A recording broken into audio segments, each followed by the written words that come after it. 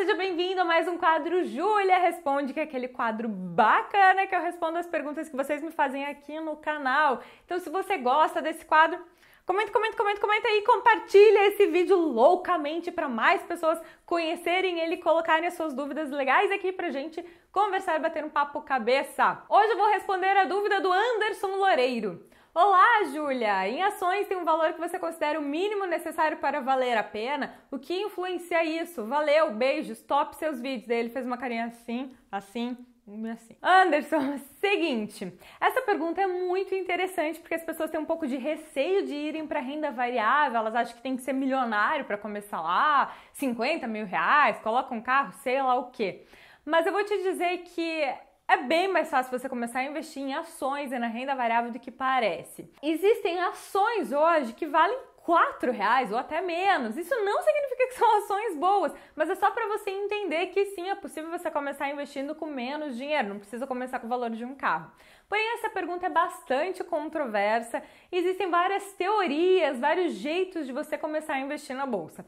Eu, por exemplo, utilizo a estratégia de buy and hold. Que porcaria é essa? É você ser sócio de longo prazo das empresas. Ou seja, eu não simplesmente compro o papel, eu não vou lá e quero comprar uma ação dessa empresa. Não, eu estudo, eu leio o perfil da empresa, eu vejo como é que está o setor.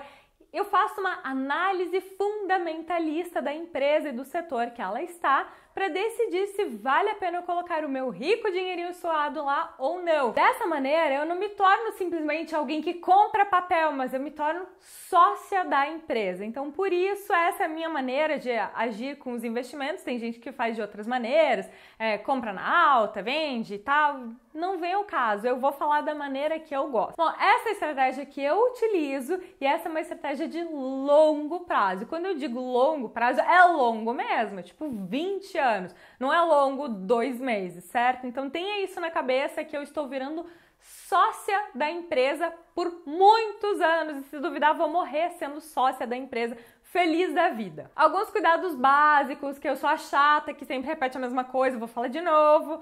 Antes de começar a investir na renda variável, monte a sua reserva de emergência, tenha o seu dinheirinho guardado lá e vá para a renda fixa, estude a renda fixa e depois com calma comece na renda variável. De jeito nenhum comece direto na renda variável, porque como o nome diz, é variável. Às vezes está bom, às vezes está ruim e se você não estudou, você se dá mal com essas oscilações. Então, quando você quer investir na renda variável em ações, por exemplo, você tem o valor do TED do seu banco para você passar para sua corretora e tem o valor da corretagem. Esse eu não conheço nenhuma corretora que seja isenta de taxa de corretagem para renda variável. E se você quer conhecer um pouquinho mais sobre as corretoras, tem esse vídeo bacana aqui e aguarde mais um pouquinho que está saindo no forno um novo vídeo falando de mais corretoras. Parênteses aqui, antes que me perguntem do imposto de renda, ele só é cobrado quando você retira o seu valor das ações e você tem que retirar com lucro ou valor acima de 20 mil reais.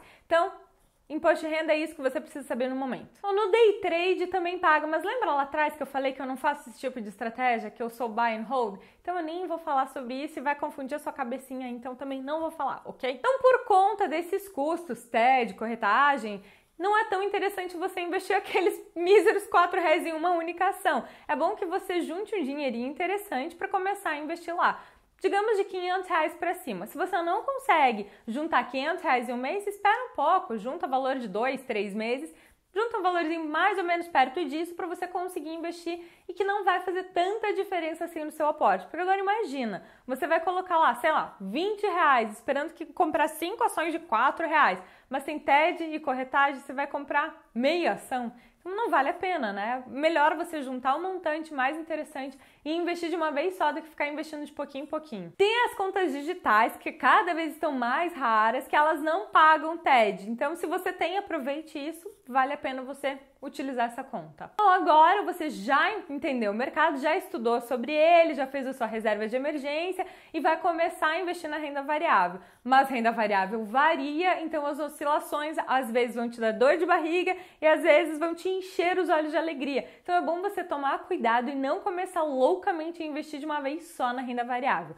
O meu conselho é, você investe um mês na renda variável, investe 2 meses na renda fixa, aumenta um pouco o aporte na renda variável, faz um mês uma e outro mês outra, e assim por diante, para você ir se acostumando com as oscilações de mercado da renda variável. Então não é se você vai perder dinheiro, mas é quando você vai perder dinheiro. Isso acontece e é por isso que eu bato na tecla que você precisa estudar bastante antes de começar a ir para a renda variável, você fazer análise fundamentalista e entender onde é que você está se enfiando, porque dessa maneira você vai estar mais controlado, você não vai ficar com tanto medo assim, você vai entender que é normal cair um pouco, subir um pouco e tá tudo certo. Vou te dar um exemplo para você entender. Agora que teve a nossa delação da JBS, algumas empresas despencaram até 20% em um dia. Várias empresas elas se deram mal, sim. Porém, algumas até nesse mesmo dia elas começaram a se erguer novamente.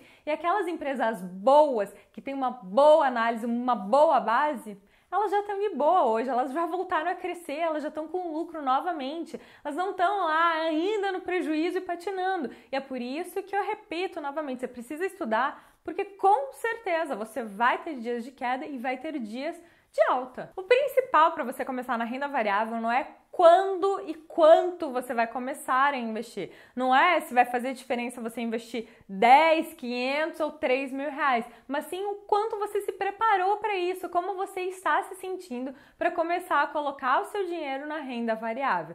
Eu garanto para você que é um mercado apaixonante, no começo pode dar um medinho, frio na barriga, mas quando você entende que você está fazendo parte daquela empresa, que você está se tornando sócio dela, as coisas ficam muito mais fáceis e te dá muito prazer de ver uma empresa crescendo e se mantendo forte no mercado. Então, resumindo, faça sua reserva de emergência, comece na renda fixa, estude a renda variável, não foque tanto no valor que você vai começar na renda variável, mas sim em como você está se sentindo, se você está bem preparado para começar a iniciar a ser sócio de empresas. O maior inimigo na renda variável não é o mercado, não é o dólar, não são delações, não é a cotação do boi na China, nada disso importa. O que faz a diferença é a cabeça do investidor e como ele está preparado para as reações do mercado. E aí?